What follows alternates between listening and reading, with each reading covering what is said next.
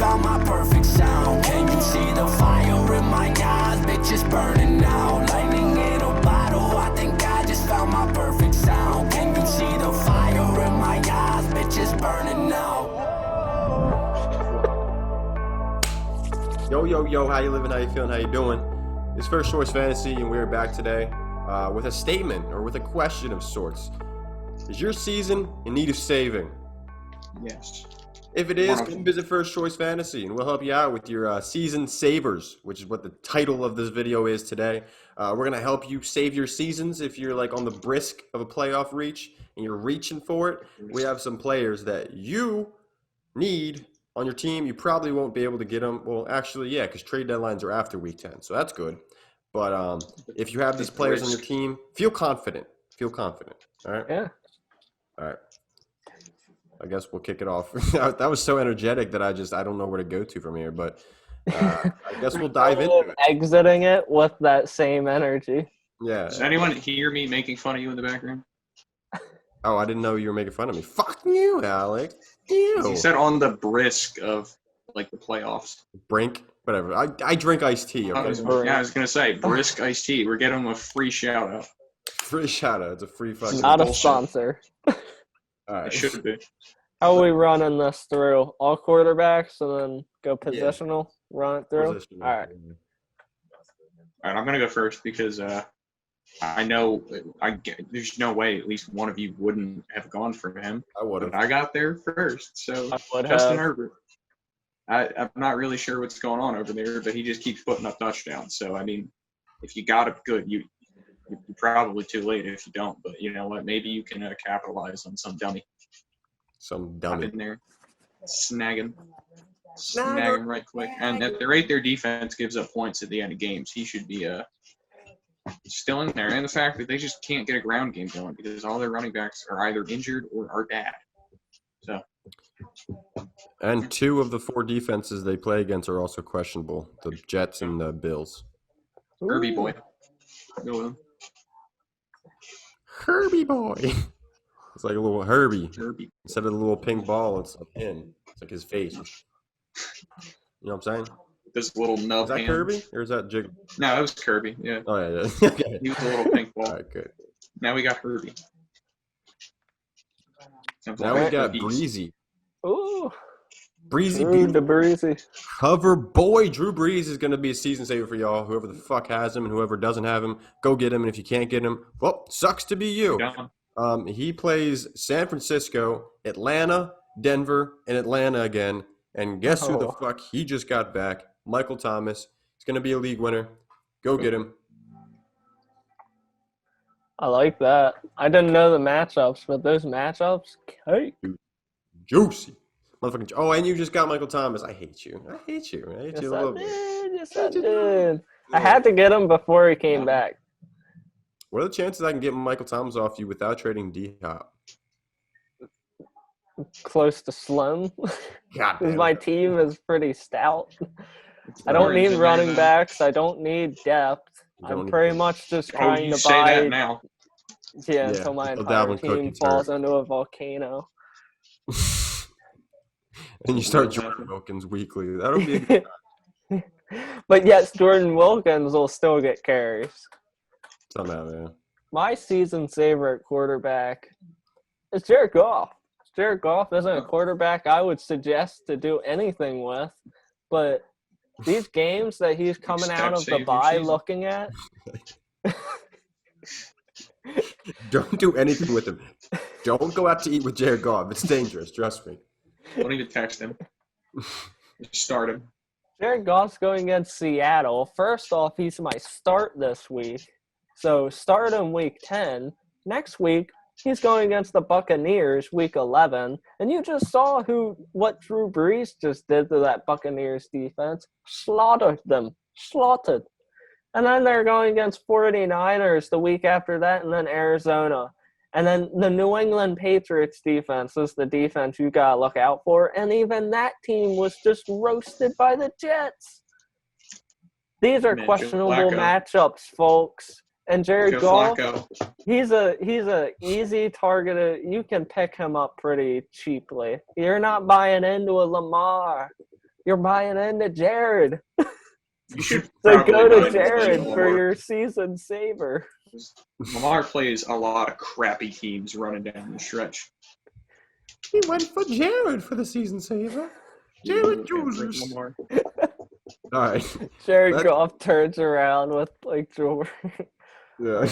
Digressing. Little dangle earrings. That'd be Moving something. forward. Moving forward. Nothing Adam- serious comes out of talking about Jared Goff. I Literally swear. never. It is what it is. Talk about some running backs. Let's hear it.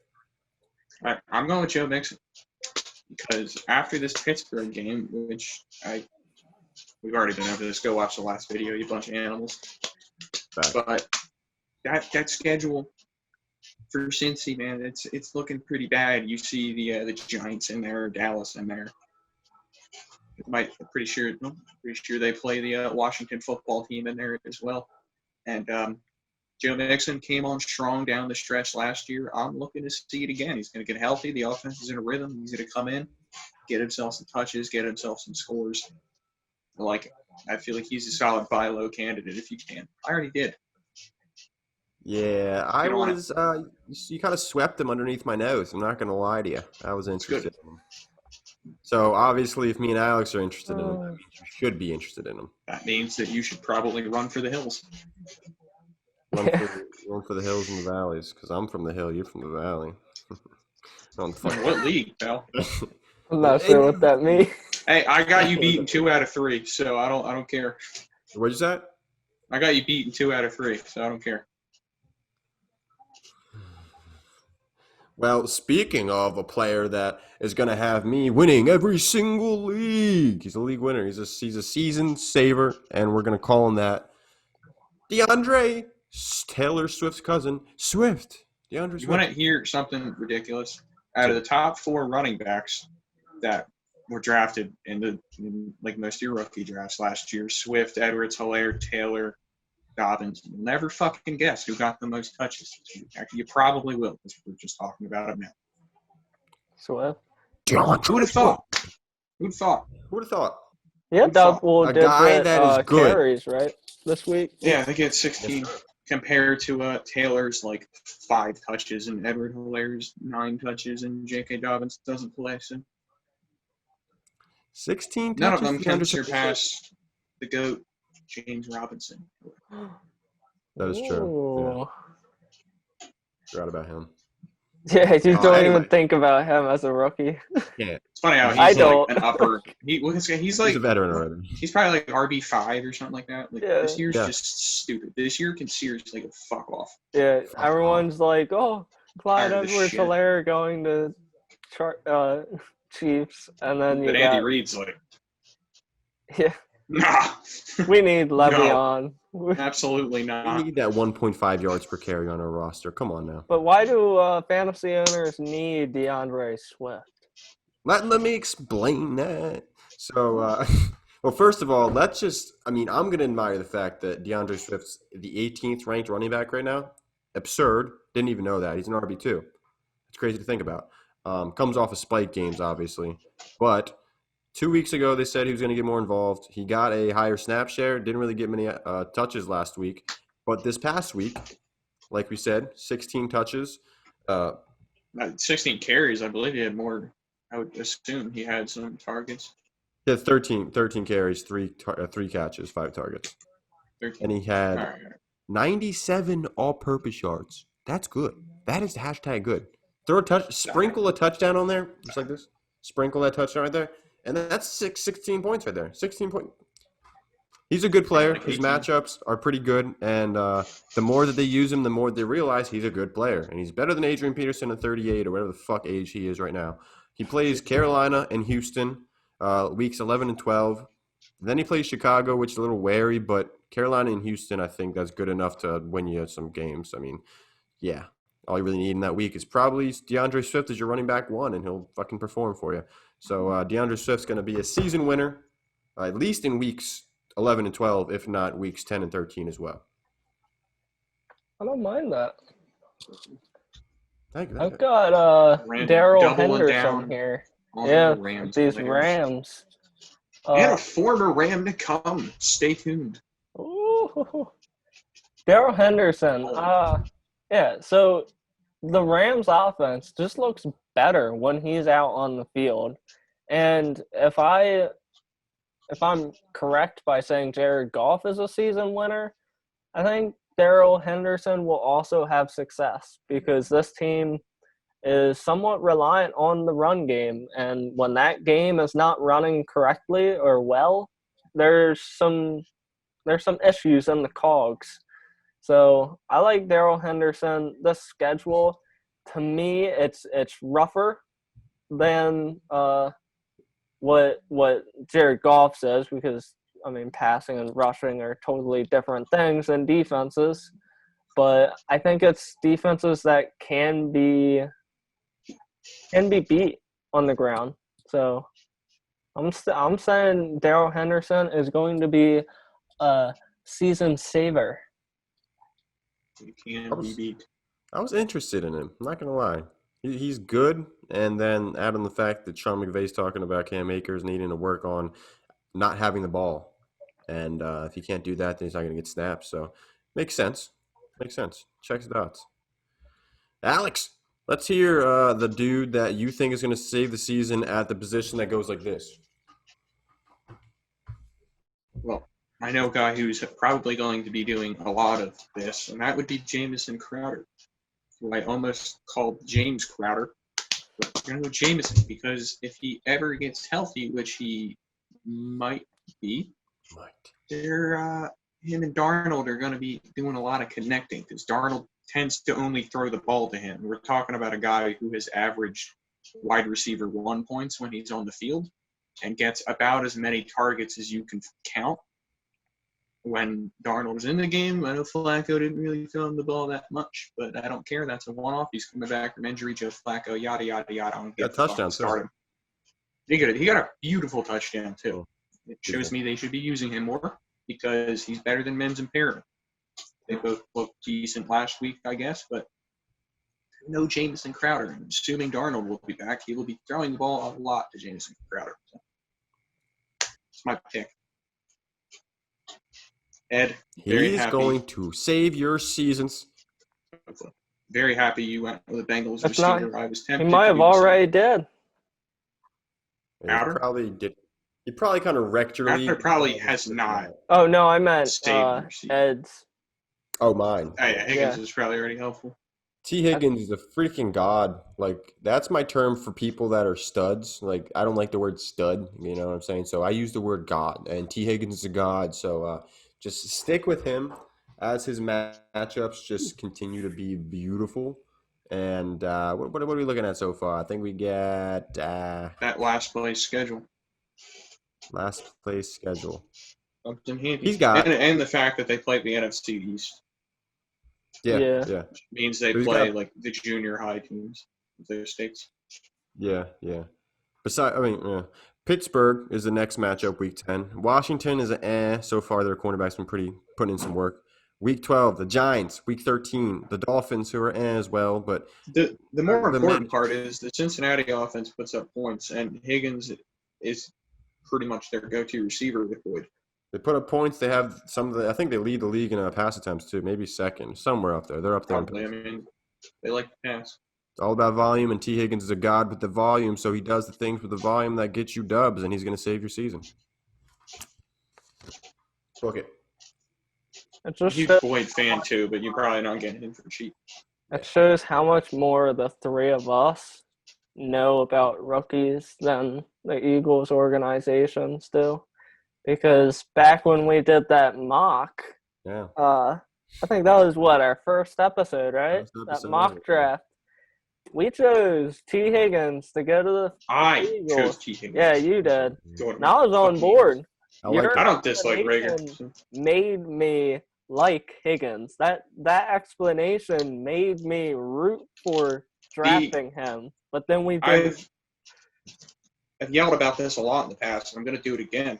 I don't know why we look at tall receivers and just automatically say that my phone fell off. That's what we say about tall receivers. That's what we say about tall receivers. Why didn't we draft that guy? Well, you see, my phone fell off. See, my phone. And I accidentally clicked Jalen Reagor. Yeah. I'm going to restart that. I don't know why, as an industry, they tend to look at tall receivers and say, that guy cannot be a vertical threat. Because it seems like every time I look up, T. Higgins is catching a 28-yard pass. Yeah. Because he's very big, he's very fluid, he's got great hands, he knows where to run, and he's got decent speed. Motherfucker, why did he go in the second? Wishes. I get it that most of the first-round receivers have been pretty good, so really it's not really. And we haven't seen too much of Reagor to really make it. I don't dislike the Reagor pick. Yeah, I don't dislike him either. If I could go back, I'd probably take Higgins, but I'm not unhappy with how things panned out so far. Yeah, I agree. It's fine. Season All right, Brandon, let's hear saver. yours. Brandon Cooks. Talked about in last episode. The man, well, I should say the Texans, ever since they got that trash shoot O'Brien out of there, they've been doing shit. And guess what? Brandon Cooks, he's cooking. He's making defenses get fried. He looks great, and he's targeted a ton. Watson knows what the hell he's doing. He don't need O'Brien. These matchups, Cleveland. You got Cleveland week 10. You have New England, and then Detroit, Indianapolis, Chicago, and then Indy again. These matchups are tough.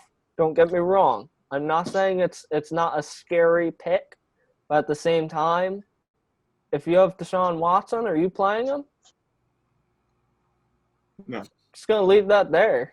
I would say yeah, I'm playing Watson, and Yes, I'm gonna play his weapons. And Brandon Cooks, in my opinion, is his top weapon. Ooh! I was hoping Myself. All right, good. And I don't think Will Fuller would also be. I would say he would also be a great season saver. So target Fuller also, but Brandon Cooks is my particular one I'm looking at. I'm not sure how in the year of 2020 this has occurred, but Will Fuller has just quietly been like an incredibly consistent wide receiver too, I believe.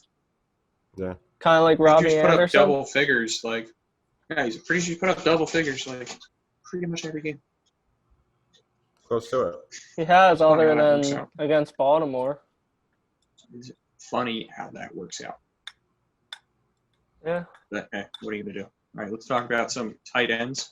I might be a week or two late on this, which is unfortunate because I remember back in the good old days when he was just floating around on the waiver wire. But T.J. Hawkinson is currently all the way up to the number 3 tight end in our league, which is a half PPR. So I don't know about yours, but ours is better. So you should listen to me. He's getting a lot of targets. He's pretty good. Stafford knows this. He gets targets. He catches the ball. That makes him a must-start at tight end because this has been an absolute hellscape of a year for tight ends for some reason. Go with him. Inexplicable reason tight ends just suck. If you can snag him for cheap before the trade deadline, you absolutely should, but I don't know if you can. Like I said, I might be too late. But if you have him, you should be happy. I'm happy. Larry, be happy. Shut up, Brent.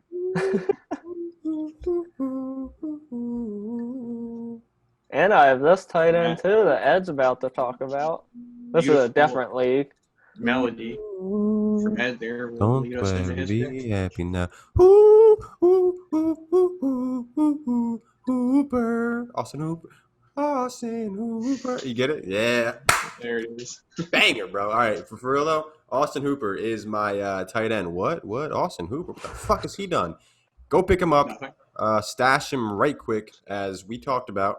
Me and Brandon and Alex talked about on the previous episode. Go check that John out. Start sits. Actually, it might be before this. It might be after this. I don't know. We'll figure that out. But we're going to talk about it. And the Browns offense has been looking, quote unquote, better than with Odell now that Odell's out. And I think they're going to. This claim is subject to use your opinion. Scrutiny, subject to whatever the fuck you think. But I think that the Browns offense is going to run a little bit more through the tight ends, and Austin Hooper is going to be a beneficiary.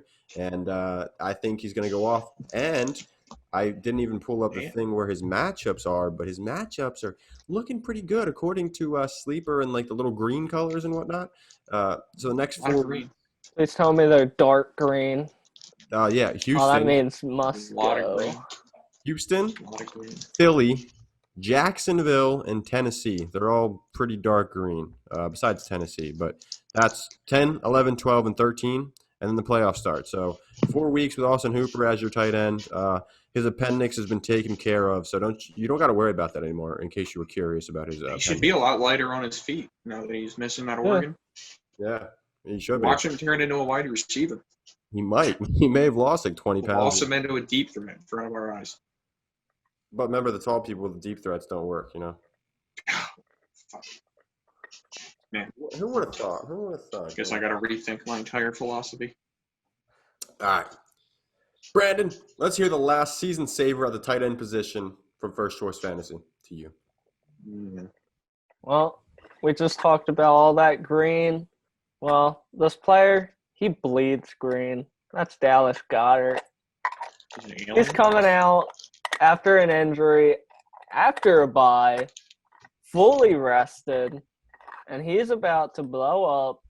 Giants. Talked about just the episode before, start sets episode. Goddard was my start. I explained Richard Rodgers hyper-targeted in the last game the Eagles played against the Giants, and he had some success. Dallas Goddard is a much, much better tight end, I would say.